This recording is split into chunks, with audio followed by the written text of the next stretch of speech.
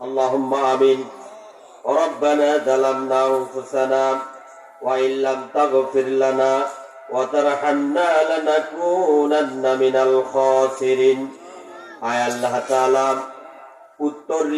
উত্তর নিজাম খাঁ সরকার পাড়া জামে মসজিদের উন্নয়ন কল্পে আয়োজিত দুই দিন ব্যাপী তাফসীরুল কোরআন মাহফিলের শুরুতে কয়েক মর্তবা দরুদ ও সালাম পেশ করে আমি গুনাহগার তোমার বান্দা আর বান্দীদেরকে নিয়ে দুখানি হাত উঁচু করে ধরেছি।